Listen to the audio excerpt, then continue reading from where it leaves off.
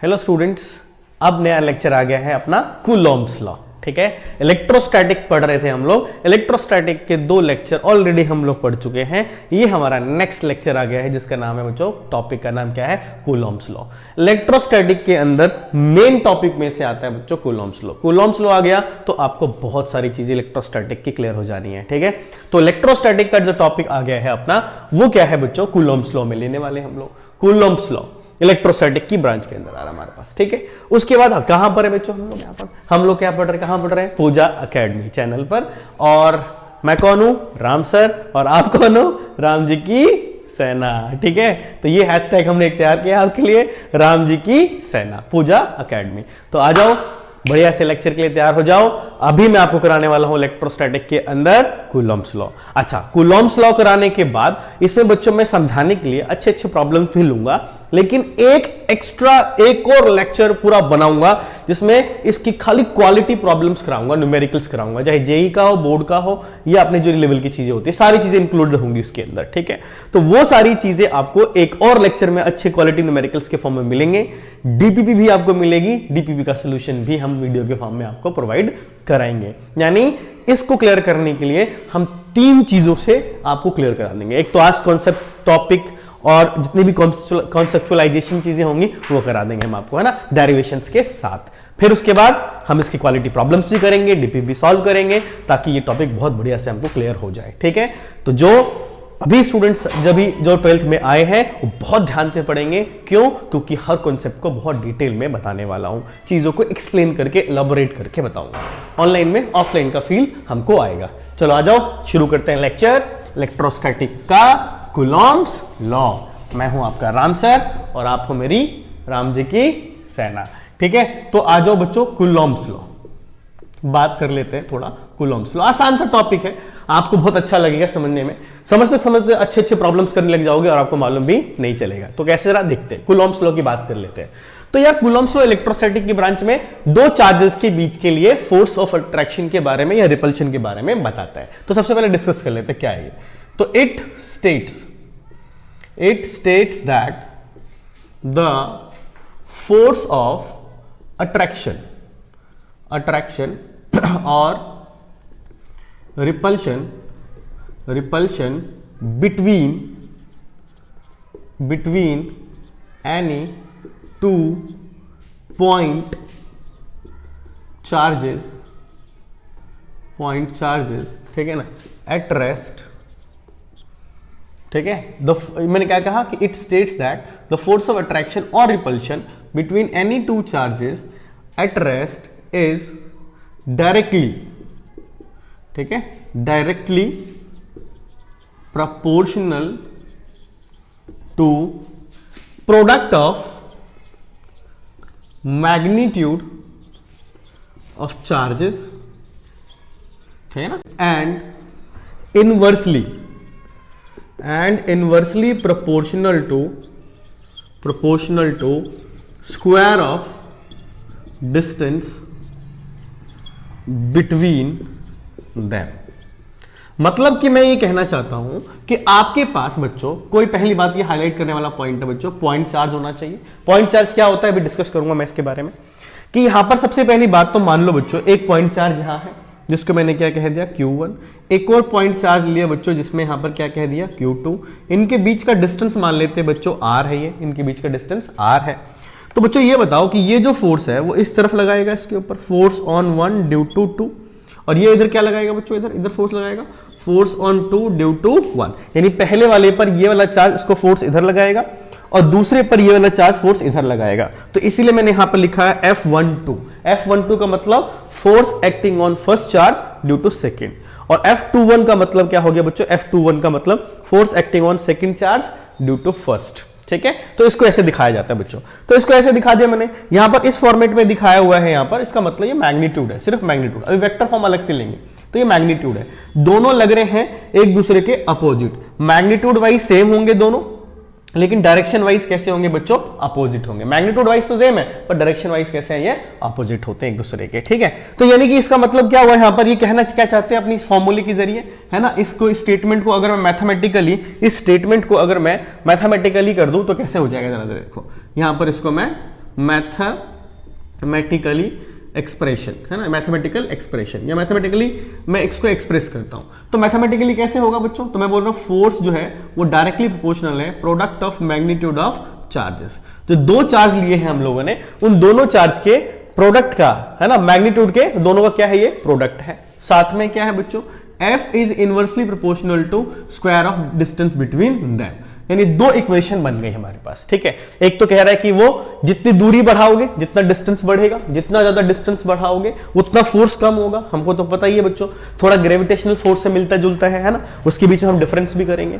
तो मतलब दूरी, दो चार्ज के बीच की जितनी दूरी बढ़ेगी उतना फोर्स कम होगा, है ना, उतना फोर्स क्या होगा, कम होगा, चाहे वो अट्रैक्शन हो चाहे वो रिपल्शन हो। लेकिन चार्ज अगर पास पास आएंगे तो फोर्स बढ़ेगा, इसी को तो इनवर्सली प्रोपोर्शनल कहते हैं, है ना। और बाकी डायरेक्टली प्रोपोर्शनल है product of the magnitude of charges, मतलब इसका मैग्नीट्यूड बढ़ाओ या इसका मैग्नीट्यूड बढ़ाओ, दोनों के मैग्नीट्यूड को बढ़ाने से उसका फोर्स क्या होगा, बढ़ेगा। अगर मैं इन दोनों को कंबाइन कर दूं बच्चों, ऑन कंबाइनिंग, अगर इन दोनों को क्या कर दिया जाए, कंबाइन कर दिया जाए, तो क्या आएगा, F directly proportional to magnitude of Q1 magnitude of Q2 upon में कितना हो गया, R स्क्वायर। और एज अ साइंस स्टूडेंट हमको पता है कि प्रोपोर्शनलिटी के साइन आएंगे, यहाँ पर लगाएंगे के, एक कांस्टेंट लग गया है, this is Q1 this is Q2 divided by R square. ठीक है, ये हमारा एक फॉर्मूला बनकर आता है, जहां पर हमने क्या बोला, where K is proportionality constant. ठीक है, जहां पर इसको हमने क्या नाम दे दिया बच्चों, प्रोपोर्शनैलिटी कांस्टेंट। ये कूलॉम्स लॉ है, अभी इसको एक्सप्रेस करके सब चीज को डिटेल में समझेंगे हम यहां पर, ठीक है ना।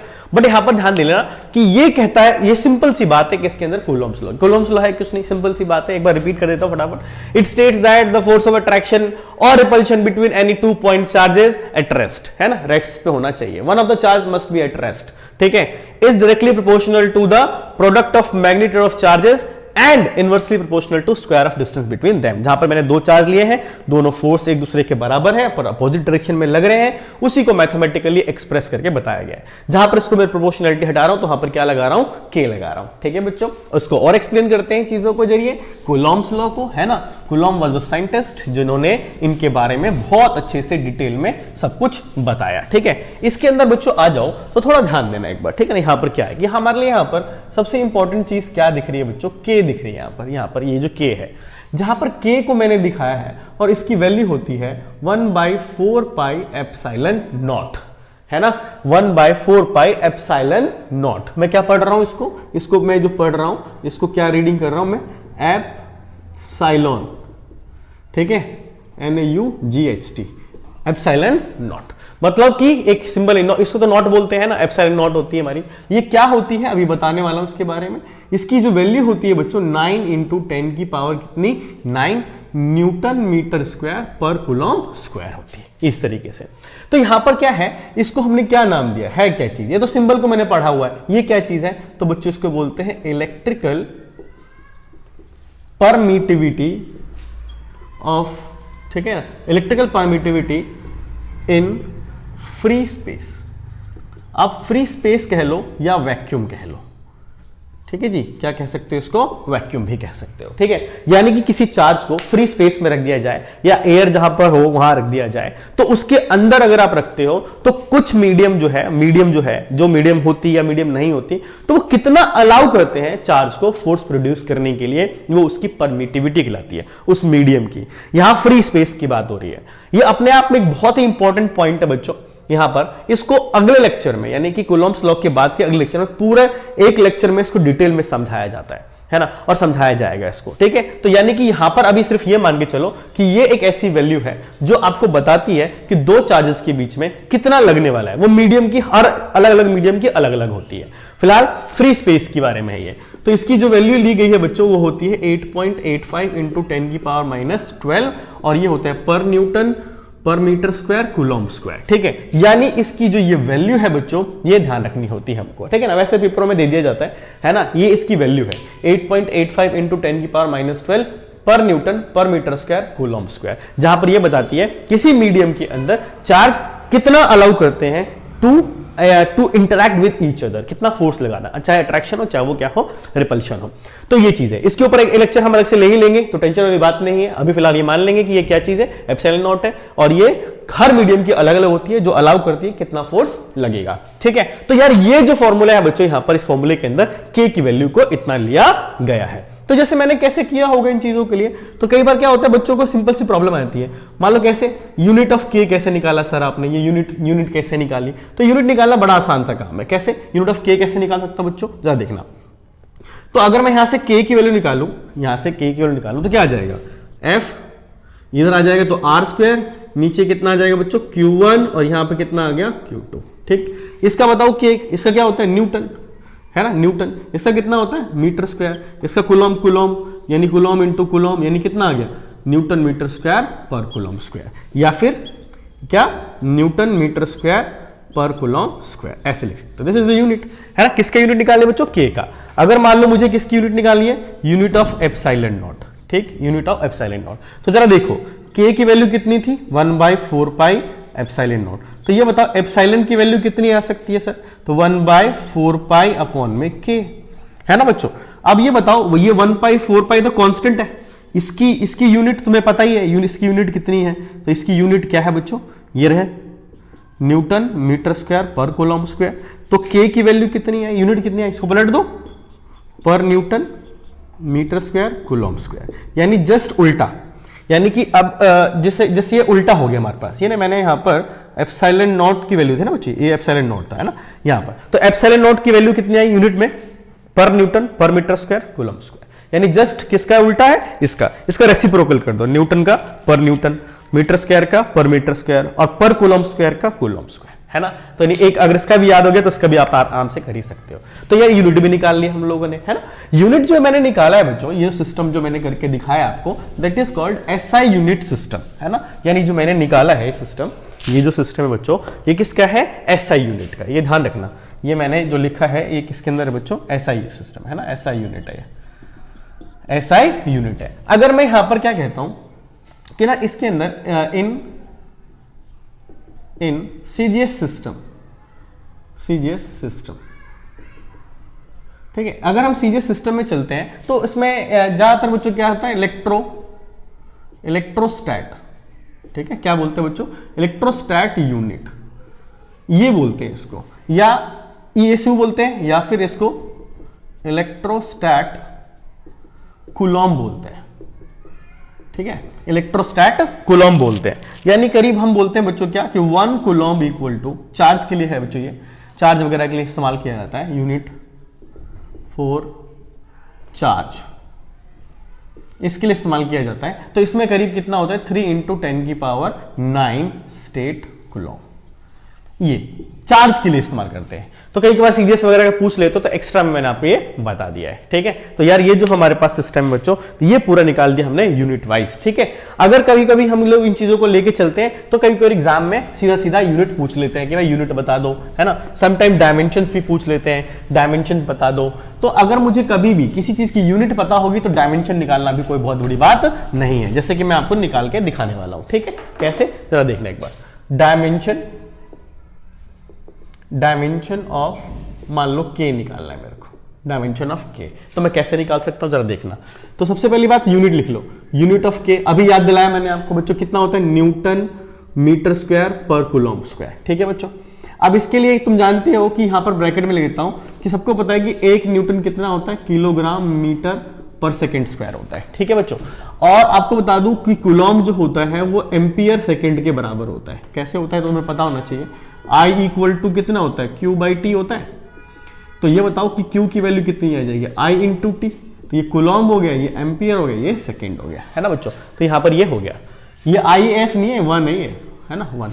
अच्छा, अगर मैं यहां रख देता हूं तो यहां पर n की जगह कितना आ जाएगा बच्चों, किलोग्राम मीटर पर सेकेंड स्क्वायर, न्यूटन की जगह पे, और इसकी जगह हो गया मीटर स्क्वायर, और इसकी जगह पे कितना आ जाएगा बच्चों, एम्पियर सेकेंड का स्क्वायर का पावर -2, ठीक है बच्चों। यहां रख दो, तो किलोग्राम मीटर की पावर 3, यहां पर आ गया सेकेंड की पावर -4, एम्पियर की पावर -2। तो डायमेंशन क्या बना बच्चों, अगर मैं इसका डायमेंशन बनाऊं तो क्या बना बच्चों, एम एल क्यूब टी की पावर -4 ए की power -2, this is the dimension. किसका डायमेंशन, किसका डायमेंशन बच्चों, ये है हमारा डायमेंशन के का। के मतलब क्या, प्रोपोर्शनैलिटी कांस्टेंट। अच्छा चलो बता दो फिर, अच्छे बच्चे की तरह बताओ मुझे एक बार, डायमेंशन ऑफ एप्सिलॉन नॉट क्या बनेगा, डायमेंशन ऑफ एप्सिलॉन नॉट क्या बनेगा। तो सर एक बार बताओ, यूनिट पहले दिखा दो मुझे, यूनिट ऑफ किसका, एप्सिलॉन नॉट का। तो बच्चों क्या उसका उल्टा नहीं हो जाएगा, इसका उल्टा, तो कितना हो जाएगा पर किलोग्राम, इसका कितना हो जाएगा मीटर की पावर -3, इसका सेकंड की पावर 4 और ये एम्पियर की पावर 2, है ना। जो पॉजिटिव थे वो नेगेटिव हो गए, जो नेगेटिव थे वो पॉजिटिव हो गए, उल्टा हो जाता है इसके यूनिट। तो उल्टा हो गया तो डायमेंशन भी याद हो गया, है ना। जिसको एक बार याद हो गया ना, किसका, के का याद हो गया, तो एप्सिलॉन का आराम से निकाल सकता है। तो क्या हो जाएगा, पर मीटर, एल की पावर -3, टी की पावर 4 और एम्पियर का square, this is the dimension of epsilon not, है ना। तो बहुत इजी है, क्या है हमारा सिंपल सा फॉर्मूला, ये अगर फॉर्मूले में पता है तो यूनिट में निकाल सकते हैं, यूनिट निकाल सकते हो तो डायमेंशन भी निकाल सकते हो, है ना। बहुत इजी सी चीज थी, तो हमने ये निकाल लिया, है ना बच्चों। तो यार ये जो निकला अपना वो डायमेंशन हो गया, यूनिट हो गई, है ना, सारी चीजें हम लोगों ने निकाली। लेकिन थोड़ा हम समझे अगर इस चीज को, थोड़ा भी और समझना बाकी है ना, फोर्स को हमने थोड़ा समझना बाकी है। तो कैसे समझते हैं जरा समझना। तो अगर मैं सबसे पहले आ जाता हूं, तो जो मैंने ये फोर्स समझाया आपको, है ना, इन फोर्स को लेकर इनके बारे में बहुत सारी जानकारी देना बाकी है। मतलब मैं इसकी कैरेक्टरिस्टिक्स भी समझाने वाला हूं और इसका वेक्टर फॉर्म भी समझाने वाला हूं, ठीक है। तो सबसे पहले हम लोग क्या कर लेते हैं, वेक्टर फॉर्म समझ लेते हैं, और वेक्टर फॉर्म समझ लेंगे तो इनके बीच में और हम जो है ना कैरेक्टरिस्टिक्स है उसको डिटेल में समझाऊंगा, तो मजा आ जाएगा, ठीक है। समझते जरा। तो सबसे पहले मैं बात बता देता हूं बच्चों किसके बारे में, वेक्टर फॉर्म के बारे में। वेक्टर फॉर्म ऑफ कूलॉम्स, है ना, कूलॉम्स लॉ, वेक्टर फॉर्म के बारे में, है ना बच्चों। तो वेक्टर फॉर्म में मैं क्या ले रहा हूं, सबसे पहले बच्चों केस नंबर 1 लेके चल रहा हूं। केस नंबर 1 क्या, मैं लिख रहा हूं when Q1 Q2 is greater than 0। इसका क्या मतलब होता है बच्चों, Q1 Q2 ग्रेटर देन 0, इसका मतलब दोनों का इंटू करूंगा तो उसका आंसर 0 से बड़ा आएगा, मतलब पॉजिटिव आएगा। तो इधर जब भी हो सकता है, कब कब हो सकता है बच्चों, जब क्या हो, समझना एक बार कि when Q1 and Q2 both are positive, तब हो सकता है ऐसा। हाँ सर, अब कब हो सकता है, when Q1 and Q2 both are negative, यानी दोनों नेगेटिव हो तब भी ऐसा हो सकता है, दोनों पॉजिटिव हो तब भी ऐसा हो सकता है। तो यानी कि बेसिकली ये केस है किस चीज का, रिपल्शन का, है ना। It is the case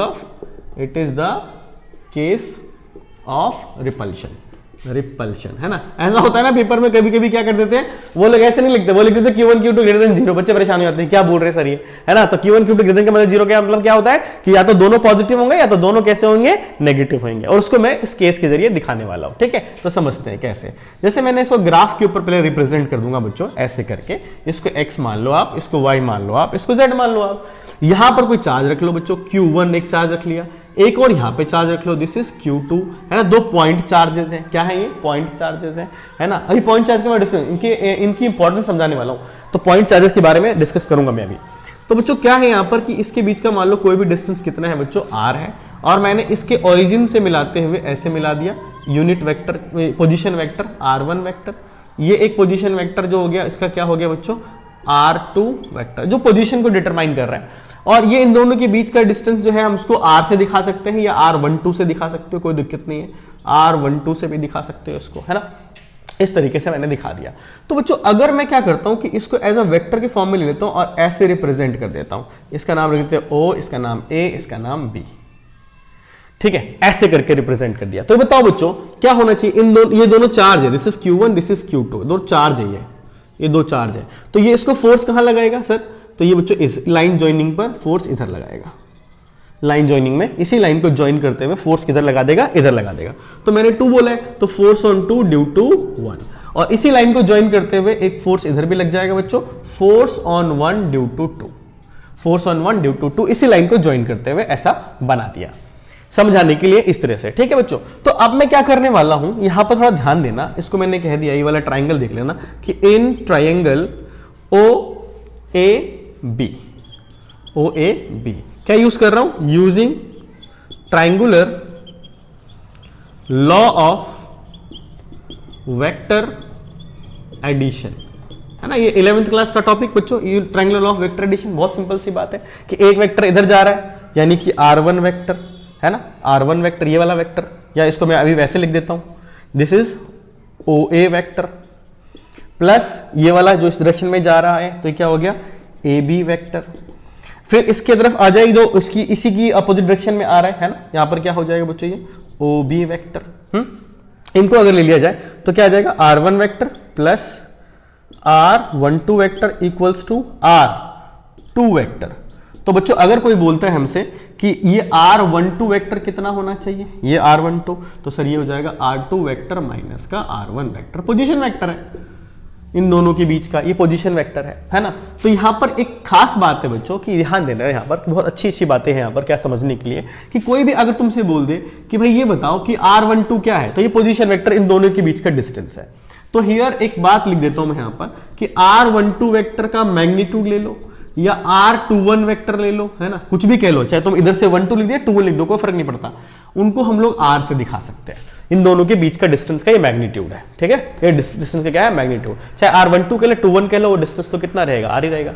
distance बोले तो डिस्प्लेसमेंट, दो इन दोनों के बीच का डिस्प्लेसमेंट, डिस्टेंस नहीं डिस्प्लेसमेंट लिया जा रहा है, तो इन दोनों के बीच का डिस्प्लेसमेंट वेक्टर है, नॉट डिस्टेंस, डिस्प्लेसमेंट वेक्टर। तो यार ये जो पॉइंट है हमारे पास, इस जगह से इन दोनों के बीच का ये मैग्नीट्यूड दिखाया जा रहा है। अगर मैं क्या करता हूं बच्चों कि इसी चीज को थोड़ा निकाल के आसानी से समझाने के लिए इसी चीज को उठा रहा हूं और यहां रख दे रहा हूं तुम्हारे को समझाने के लिए। देखो मैं ऐसे लिख दे रहा हूं, यहां पर इसको निकाल दिया मैंने, इसको समझ के चलो ये R है आपका, यहां से जो फोर्स लग रहा है इसके ऊपर, इसको Q2 बोला तुमने, इधर से क्या बोला Q1 बोला, है ना। इधर जो फोर्स लग रहा है वो कितना लग रहा है F21 वेक्टर लग रहा है, इधर क्या लग रहा है बच्चों F12 वेक्टर लग रहा है, ये लग रहा है।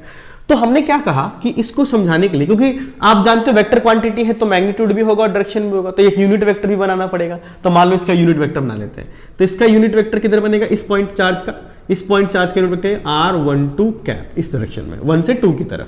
इसका किधर बनेगा यूनिट वेक्टर, तो R21 कैप, R21 कैप यानी 2 से 1 की तरफ ऐसा कैप बन जाएगा, है ना। R12 और ये 21 इधर से बन जाएगा। बहुत बढ़िया बच्चों।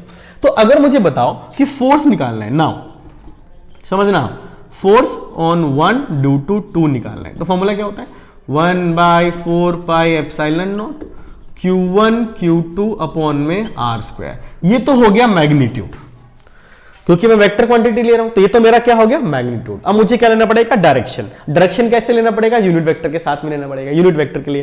तो यहां जो जगह बची हुई है हमारे किसके लिए है ये, तो यूनिट वेक्टर के लिए। किसके लिए है, यूनिट वेक्टर। तो ये मुझे बताओ 1-2 की डायरेक्शन में कौन सा यूनिट वेक्टर है, ये रहा 1-2, तो 1-2 की डायरेक्शन में क्या ये है, नहीं है, ये वाला आ रहा है, देखो, है ना, ये 1 से 2 की तरफ, ये 2 से 1 की तरफ। तो इस डायरेक्शन में कौन सा यूनिट वेक्टर है, ये वाला, तो हम लिख देंगे R∩21 कैप, है ना। तो ये हमारा इसका यूनिट वेक्टर आ गया।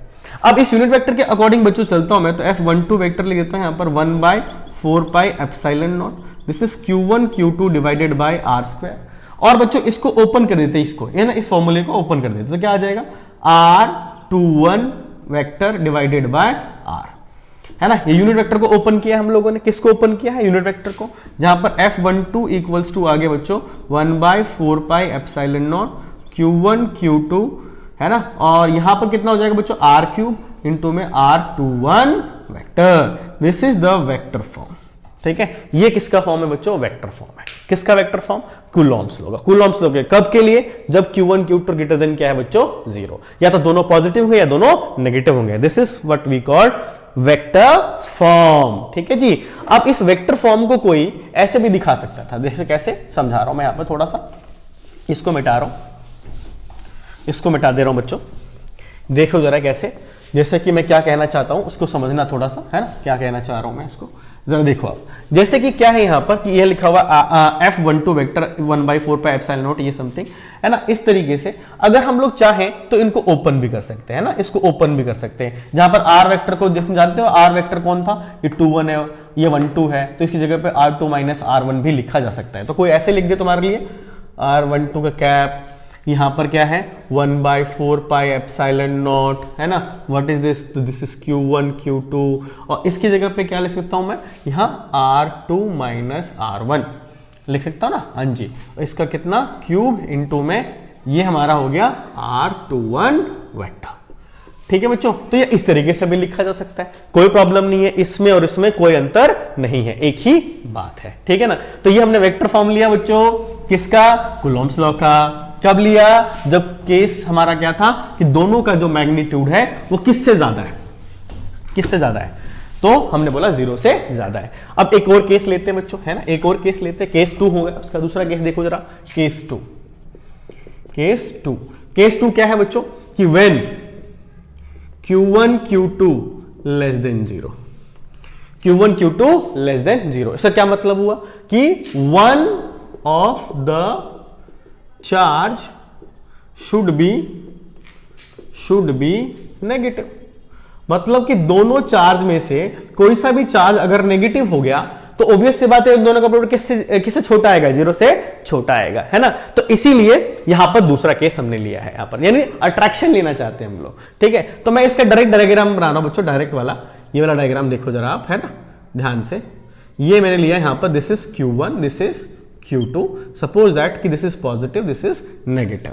ठीक है बच्चों, तो बताओ जरा मुझे कि इसका फोर्स किधर लगेगा, तो फोर्स ऑन 1 ये वाला पहले पर, दूसरे के वजह से किधर लगेगा, तो वो इधर लगेगा, फोर्स ऑन 1 ड्यू टू 2। क्यों, क्योंकि 2 वाला माइनस है, तो इस बार इसको इधर धक्का तो नहीं मारेगा, ये इसको इधर खींचेगा, इसको इधर खींचेगा, है कि नहीं। तो चार्ज जो है हमेशा क्या होना चाहिए बच्चों, अट्रैक्टिव होना चाहिए, इसमें कोई प्लस एक माइनस है यहां पर, तो यानी कि मतलब ये इसको इधर खींच रहा है। तो बच्चों अगर ये इसको इधर खींच रहा होगा तो इधर किधर फोर्स लगाना पड़ेगा। अच्छा चलो ठीक है, फोर्स ऑन 2 ड्यू टू 1, तो ये इधर खींचेगा इसको, फोर्स ऑन 2 ड्यू टू 1, है ना। ये वेक्टर फॉर्म है, तो वेक्टर फॉर्म में ऐसे दिखा दिया।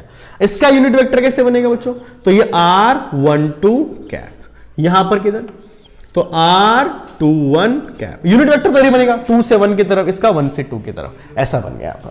तो बच्चों अगर मैं इसको केस में दिखाना चाहता हूं, वही वेक्टर फॉर्म में दिखाना चाहता हूं, तो मान लो मैंने लिख दिया F12 वेक्टर, है ना, ये निकालना चाहता हूं F12 वेक्टर, तो क्या निकलेगा बच्चों, F12 वेक्टर क्या निकलेगा बताओ। तो F12 21 भी निकाल सकते हो, किसी के भी निकाल लो। मान लो 12 वेक्टर निकाला है, तो मैं कैसे निकाल सकता हूं, 1/4πε0, ठीक। और यहां पर कितना आ जाएगा, Q1 Q2, क्यों माइनस नहीं ले रहा मैं यहां पर, क्योंकि दोनों का मैग्नीट्यूड लिया गया है, दोनों का क्या लिया गया है, मैग्नीट्यूड लिया गया है। अपॉन में कितना, इन दोनों के बीच का डिस्टेंस कितना माना था बच्चों हम लोगों ने, R, तो R मान लिया यहां पर, R का क्या हो गया स्क्वायर, इनटू में यूनिट वेक्टर लोगे क्या, तो इस बार मत बोल देना, इस बार क्या आएगा बताओ, 1-2 के लिए, तो 1-2 के डायरेक्शन में तो 1-2 ही जा रहा है, इसलिए यहां पर आएगा 1-2 कैप।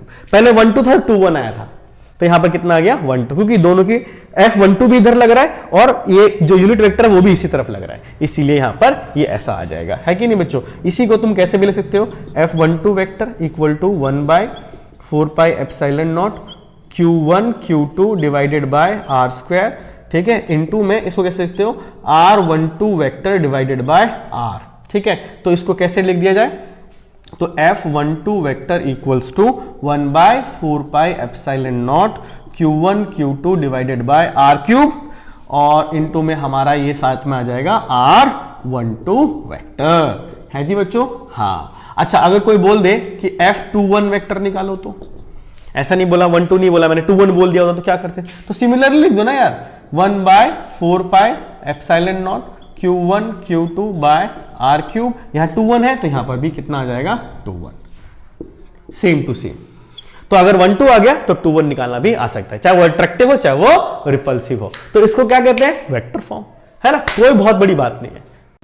ओके, तो important point about Coulomb's law, यानी कूलॉम्स लॉ को पढ़ने के बाद बच्चों उसके कुछ खास इंपॉर्टेंट पॉइंट होते हैं, वो पॉइंट हमारे लिए बहुत जानना जरूरी है।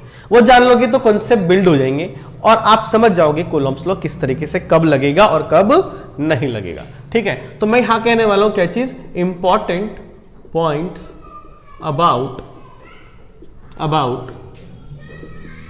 Coulomb's law. कूलॉम्स लॉ के ना इंपॉर्टेंट पॉइंट के बारे में जिक्र कर रहा हूं मैं, इंपॉर्टेंट पॉइंट के बारे में बताने वाला हूं। तो इंपॉर्टेंट पॉइंट के बारे में क्या है जरा दे समझो। पहली बात कि it is valid for point charges only, ये केवल पॉइंट चार्जेस के लिए वैलिड है बच्चों, पॉइंट चार्जेस के लिए, ठीक है। अब पॉइंट चार्जेस का मतलब क्या होता है यहां पर, जैसे मैं बोल रहा तब से, है ना, पॉइंट चार्ज का मतलब क्या है, पॉइंट चार्ज, तो हम बोलते हैं क्या, when linear size of charged body bodies, when a linear size of charge body is smaller than distance between them, मतलब दो चार्ज बॉडी है ना, लेकिन उनका साइज बहुत छोटा है एज कंपेयर टू उनके बीच के किसके डिस्टेंस के बीच में, यानी डिस्टेंस और ये इसका साइज मान लो, चार्ज बॉडी है ये और इनका साइज मान लो, तो मैं कहता हूं कि इनका जो साइज है ना, मान लो इनका जो साइज है वो बहुत बहुत छोटा है किससे, आर से, यानी आर बहुत बड़ा है ना। तो हम लोग क्या बोलते हैं कि देन ऑब्जेक्ट या बॉडी जो भी कह लो आप इज कॉल्ड पॉइंट साइज्ड, तब आप उसको पॉइंट साइज बोलते हो। तो पॉइंट साइज बॉडी के लिए ही वैलिड है, मतलब चार्ज हमेशा पॉइंट होना चाहिए, पॉइंट साइज का होना चाहिए। अगर मान लो कि मैं क्या करता हूं, अदरवाइज सपोज करो बच्चों कि मैंने क्या किया, एक ये ले लिया बॉडी और इसको बहुत पास में रख दिया, और इसके ऊपर मान लो जो भी चार्ज है ना, इसके ऊपर चार्ज रख दिया मैंने इस तरीके से डिस्ट्रीब्यूट करके, कंडक्टिंग बॉडी है, मेटल का है, और बहुत पास में रख दिया इसके बीच में। तो जब इसके बीच में यहां रख दूंगा तो होगा क्या बच्चों, इसका क्या होगा, तो इसकी वजह से जरा समझो कि ये प्लस वाले, क्योंकि इन दोनों के इन्फ्लुएंस में आ जाएंगे, ये प्लस वाला प्लस के इन्फ्लुएंस आएंगे, धक्का लगेगा इसके ऊपर, तो चार्ज का डिस्ट्रीब्यूशन चेंज होएगा। तो चार्ज का डिस्ट्रीब्यूशन अगर चेंज होएगा तो मान के चलो ये धक्का लग गया, तो ज्यादातर चार्ज कहां आ जाएंगे, इस तरफ आ जाएंगे, रहेंगे इधर थोड़े बहुत, लेकिन ज्यादातर चार्ज किधर आ जाएंगे, इस तरफ आ जाएंगे, इस तरफ जमा होने लगेंगे, और इस तरफ जब भी ज्यादा चार्ज आ जाएंगे, इस तरफ ऐसे आ जाएंगे। तो क्या आप देख पा रहे हो कि पहले मान लो चार्ज का जो पूरा सेंटर था, सेंटर पॉइंट यहां था, और यहां से हमें जज कर रहा था पहले, है ना, जैसे यहां पर अभी इसको पॉइंट साइज सेंटर को जज कर ले रहा था, लेकिन अभी क्या होगा कि इनकी वजह से चार्ज का जो सेंटर पॉइंट होगा वो चेंज हो जाएगा, चार्ज का जो सेंटर पॉइंट होगा वो क्या हो जाएगा, चेंज हो जाएगा, कहीं ना कहीं वो ये इस वाले सेंटर से जो बीच में था वो कहीं इस तरफ शिफ्ट हो जाएगा, कहीं इस तरफ शिफ्ट हो जाएगा, है ना, ऐसे मान के चलो। इसको मान लो ये R2 है और इनके बीच का डिस्टेंस कितना, मान लो R1 है, तो मैं बोल सकता हूं यहां पर कि R2 ग्रेटर देन क्या होगा, R1 होगा, यानी इनकी दूरी, चार्जेस के बीच की दूरी, चार्ज बस पहले सिमेट्रिकली डिस्ट्रीब्यूटेड थे, सिमेट्रिकल डिस्ट्रीब्यूशन दिख रहा था मेरे को यहां पर, सिमेट्रिकल डिस्ट्रीब्यूशन दिख रहा था मेरे को यहां पर, लेकिन जैसे इनको मतलब पास में लाया, तो पास में लाने के बाद इसमें जरा देखो कैसा हो गया बच्चों, अनसिमेट्रिकल डिस्ट्रीब्यूशन।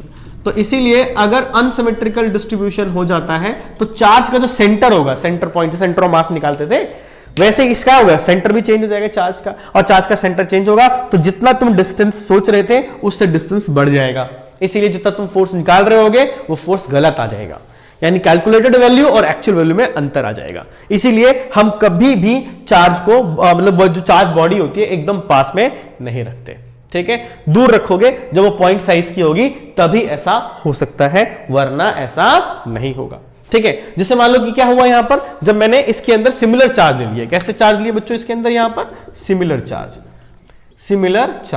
जब मैं पास में लाया और सिमिलर चार्ज लूंगा तब भी हमला नहीं लग सकता। जैसे एक और चीज, इसी में एक और पॉइंट समझाता हूं मैं आपको, इसी में एक और पॉइंट समझाता हूं आपको मैं, जैसे कि मान लो कि मैं यहां कहता हूं चलो ठीक है, ऑपोजिट चार्ज ले लो आप, अपोजिट चार्जेस, अगर अपोजिट चार्ज ले लेते हो और ये बॉडी है मेरे पास, है ना, plus plus plus plus plus plus plus, और एक क्या ले लो बच्चों यहां पर माइनस, इसके ऊपर माइनस डिस्ट्रीब्यूट कर दो, ऐसे माइनस माइनस, और इनको बहुत पास में रख दिया, है ना, इनका डिस्टेंस मान लो ये R1 है, और इनको तुमने क्या किया, इसको बहुत पास में रख दिया। तो जब इसको बच्चों बहुत पास में रखोगे तो क्या होगा बताओ जरा, अगर इनको बहुत पास में रख दोगे तो क्या होगा, बहुत पास में रखोगे तो ये प्लस वाले चार्ज भाग जाएंगे भाई, कहां भागेंगे, इस तरफ आने लगेंगे, इस तरफ इस तरफ इस तरफ, सारे प्लस वाले इधर आ जाएंगे, और इधर वाले को इधर कौन आ जाएगा, इधर माइनस माइनस माइनस माइनस आ जाएगा।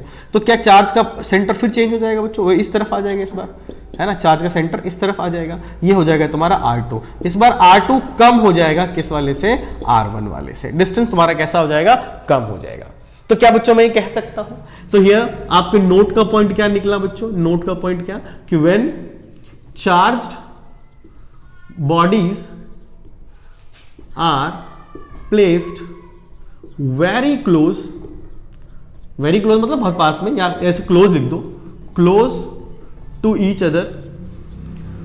अदर मतलब बहुत पास में ही है, close to each other, then F जो फोर्स लग रहा होगा यानी force acting between cannot determine by Coulomb's law. Coulomb's law आप निकाल नहीं सकते, है ना, बट आपको यह ध्यान रखना है यहां पर कि F जो होगा क्लोज चार्ज वाले के लिए जो न्यू वाला फोर्स होगा, ठीक है, वो कैसा होगा, वो इस वाले केस में देखो कैसा होगा, दूरी कम हो गई ना तो फोर्स बढ़ गया होगा, तो एफ न्यू ज्यादा होगा किस वाले से, पुराने वाले से। किसके लिए बच्चों, अगर हमारे पास अपोजिट चार्जेस है तो अपोजिट चार्जेस, तो अपोजिट चार्जेस में क्या आएगा, फोर्स ज्यादा आएगा किस वाले से, जितना तुम सोच रहे थे, यानी कि कूलॉम्स लॉ के हिसाब से, है ना। ओल्ड का मतलब यहां पर क्या चीज है, Coulomb's law, Coulomb's law, Coulomb's law से फोर्स ज्यादा आएगा। अच्छा, उसके बाद अगर आप हो गए यहां पर तो एफ न्यू वो क्या होगा, कम होगा ओल्ड वाले से, यानी कूलॉम्स लॉ के हिसाब से, कूलॉम्स लॉ के हिसाब से, लेकिन किस कौन से चार्ज के लिए,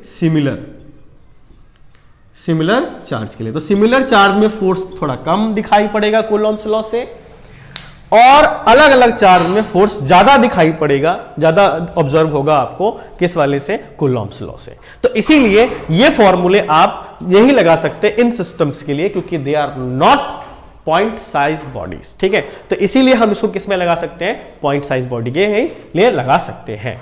ये साथ साथ नोट का पॉइंट आप मैंने पहला बोल दिया, एक और नोट का पॉइंट बहुत जबरदस्त है, वो समझ लेना क्या, कि distance between any two charges या चार्ज बॉडीज भी कह सकते हो, चार्ज बॉडीज, ठीक है, never be less than 10 to the power minus 15 metre, जिसको न्यूक्लियर रेंज कहते हैं, nuclear range. Because in this region nuclear force dominates over electrostatic force. तो इलेक्ट्रोस्टैटिक फोर्स जो है वो यहां पर डोमिनेट नहीं करेगा। कौन डोमिनेट करेगा, इस टाइम डोमिनेट कर जाएगा बच्चों, कौन, यहां पर याद रखना, न्यूक्लियर फोर्स डोमिनेट कर जाएगा। तो डिस्टेंस पास में रखना भी नहीं, मतलब पास में रख सकते हैं और इतने पास भी नहीं रख सकते, चाहे पॉइंट साइज की बॉडी हो, पॉइंट साइज की बॉडी हो तब भी आप क्या नहीं कर सकते, उसको इतने रेंज से ज्यादा नहीं रख सकते। तो इसलिए ध्यान रखना कि इसीलिए हमने बोला है कि ये केवल और केवल कब वैलिड होगा बच्चों, जब वो पॉइंट साइज की होगी। ये पहला पॉइंट था इसका, ठीक है। अब आते हैं नेक्स्ट पॉइंट पर, नेक्स्ट पॉइंट पे आ जाते हैं। इसके स्पेशल पॉइंट से बच्चों, और बहुत ध्यान से समझना जरा, बहुत ध्यान से समझना। दूसरा पॉइंट है ना, पहला पॉइंट बता दिया क्या होना चाहिए, पॉइंट साइज होना चाहिए। दूसरा अगर इसके इंपॉर्टेंट के बारे में बता दें तो क्या होता है बच्चों कि it is a line joining force, line joining force मतलब यानी एक सेंट्रल फोर्स एक प्रकार का। जैसे मान लो कि एक चार्ज है यहां पर, है ना, पॉइंट चार्ज है Q1 है, और एक चार्ज और लेते हैं यहां पर Q2। तो जो फोर्स लगेगा, ये फोर्स जो लगाएगा वो इसी लाइन को ज्वाइन करता हुआ लगाएगा, फोर्स ऑन 2 ड्यू टू 1। ये जो फोर्स लगाएगा वो इधर ही लगाएगा, फोर्स ऑन 2 ड्यू टू 1, यानी it is a kind of line joining force. यानी ऐसा नहीं हो सकता कि ये चार्ज जो है इस पे फोर्स लगाए और ये बॉडी इधर भागे, नहीं, इसी डायरेक्शन में अपने लाइन जोड़ने में। जैसे दो चार्ज यहां बैठे हुए तो ये इसको जो फोर्स लगाएगा तो ये इसी लाइन में चलता चले जाएगा और ये इस लाइन में चलते चले जाएगा। ऐसा नहीं होगा कि उन्होंने फोर्स लगा और ये ऐसे चले जाएगा, दो सिस्टम के लिए नहीं होगा ऐसा कभी। तो लाइन ज्वाइनिंग फोर्स है। तो जब भी मैं दो सिस्टम में फोर्स लगाऊंगा, जैसे ऐसे रखा हुआ है तो ऐसे लाइन ज्वाइनिंग, चाहे ऐसे रखूंगा तो ऐसे लाइन ज्वाइनिंग, ऐसे रखा हुआ है तो ऐसे लाइन ज्वाइनिंग, है ना, उसी एक्सिस पर ही पास होनी चाहिए। तो पहली बात तो ये ध्यान रखना है कि ये लाइन ज्वाइनिंग होनी चाहिए, चाहे वो कैसे। इस टाइम तो क्या है कि Q1 Q2 ग्रेटर देन 0, यानी कि रिपल्सिव है, रिपल्सिव फोर्स लग रहा है इसके बीच में, तब भी ये ऐसा रहेगा, ठीक है। लेकिन अगर मान लो कि ये Q1 है, प्लस का है मान लो, और एक प्लस का क्या है, माइनस का क्या है बच्चों, Q2 है, और इस पे फोर्स लग गया तो कितना लग गया, फोर्स ऑन 1 ड्यू टू 2, और यहां पर जो लग जाएगा वो फोर्स ऑन 2 ड्यू टू 1, ठीक है। चाहे वो कुछ भी लग रहा तब भी क्या रहेगा बच्चों, ये Q1 Q2 लेस देन 0 है हमारे पास, Q1 Q2 less than 0। Attractive force है इसके बीच में, अट्रैक्टिव फोर्स, तब भी आप कह सकते हो कि ये लाइन ज्वाइनिंग पे रहेगा। तो ये दिख रहा होगा यहां पर, क्या दिखाया मैंने बच्चों यहां पर, लाइन ज्वाइनिंग फोर्स। ठीक है, तो ये फोर्स हमेशा लाइन ज्वाइनिंग रहेगा। तीसरा पॉइंट कि it is a central force. Central force means क्या होता है? It means it act always centre of body to the center of another charged body। ठीक है, चार्ज बॉडी होनी चाहिए, सेंटर तो सेंटर लगेगा, लेकिन याद रखना यूनिफॉर्म होना चाहिए। नॉन यूनिफॉर्म होगा तो फिर दिक्कत हो जाएगी। तो इस तरीके से क्या होगा कि एक तो पहली बात तो ये सेंटर लगता है, ये लाइन जॉइनिंग पे लगता है कि नहीं, और साथ में ये क्या होता है, पॉइंट चार्जेस के लिए बच्चों कैसा होता है, वैलिड होता है। फोर्थ पॉइंट भी ले लेते साथ में, it is a medium dependent force. ठीक है, ये एक मीडियम डिपेंडेंट है, हर मीडियम में अलग अलग होगा, वाटर में अलग होगा, कैरोसिन में अलग होगा, एयर में अलग होगा, हर अलग अलग मीडियम में ये फोर्स कैसा होगा बच्चों, अलग अलग होगा। तो ये इसके कुछ खास पॉइंट है बच्चों, तुम्हें पता ही है कि ये कूलॉम्स लॉ से रिलेटेड है और इनके खास पॉइंट है। लेकिन ये खास पॉइंट जो है मैं इनका कंपैरिजन कराने वाला हूं, किसके साथ कराने वाला हूं, यह रखना कि यहां पर हम लोग करने वाले हैं कुछ चीजें को लेकर कि सिमिलैरिटी बिटवीन कूलम्स लॉ। ठीक है, यानी कि मैं यहां पर इलेक्ट्रोस्टैटिक फोर्स की बात कर रहा हूं एंड ग्रेविटेशनल फोर्स की बात कर रहा हूं, ग्रेविटेशनल फोर्स की बात कर रहा हूं। यहां पर सिमिलैरिटी में पहला पॉइंट कि both obeys inverse square law, यानी F is inversely proportional to R square. मतलब इसका जो फोर्स होगा और आप रेडियस लेंगे यानी डिस्टेंस तो इनवर्सली प्रोपोर्शनल का ही ग्राफ चलेगा। दोनों इनवर्सली प्रोपोर्शनल होते हैं, सबको पता है बच्चों। दूसरा पॉइंट कि अगर आप देखते हो सिमिलरिटी की ही बात कर रहे हैं यहां पर, सिमिलरिटी की क्या क्या है इसमें, तो एक तो हमारे पास ये आ गया कि दोनों के दोनों कैसे हो सकते हैं बच्चों, इनवर्स स्क्वायर लॉ को फॉलो करते हैं। साथ में अगर मैं इन कूलॉम्स लॉ के लेके चल रहा हूं, चाहे मैं इसको लेके चल रहा हूं, तो ये भी क्या करते हैं, प्रोडक्ट ऑफ मासेस को या चार्ज को दिखाते हैं। तो बोथ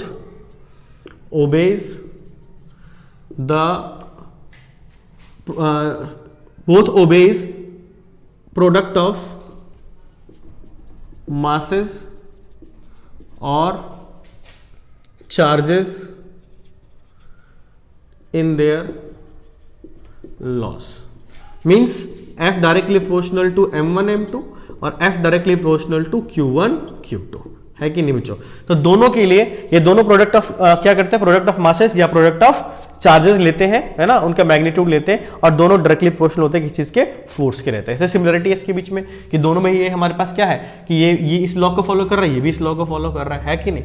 अगला देखो भाई यहाँ पर, तो अगर हम लोग देखें तो ये तो हमारे कुछ इनके बीच में दो खास क्या दिख रही है, मेरे को कुछ सिमिलरिटी दिख रही है कि ये किस तरीके से लागू किए जा रहे हैं। ठीक है, अच्छा एक और पॉइंट है भाई, क्या कि both are central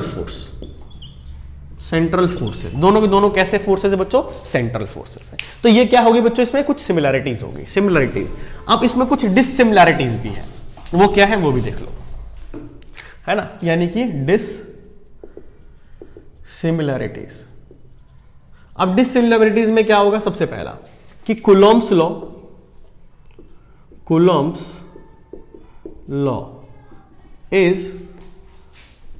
is valid for point charges only। ये सब के लिए, ये सिर्फ पॉइंट चार्जेस के लिए होता है। दूसरा, it is medium dependent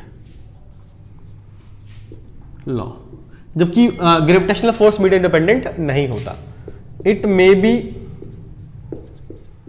attractive और repulsive while gravitational force is always attractive। वो हमेशा अट्रैक्टिव होगा, ग्रेविटेशनल फोर्स कैसा होगा, हमेशा अट्रैक्टिव होएगा।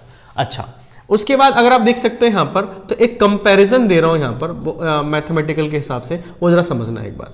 यहां पर एक क्या दिखा गया बच्चों, आप एक्सपेरिमेंटली ही बोल सकते हो, एक्सपेरिमेंटली क्या दिखा गया है बच्चों, कि अगर मैं क्या करता हूं, यहां पर लिखता हूं फोर्स, कौन सा वाला, electrostatic, electrostatic force between two, ठीक है, टू प्रोटॉन, टू, ठीक है, प्रोटॉन्स, ये लेके चल रहा हूं।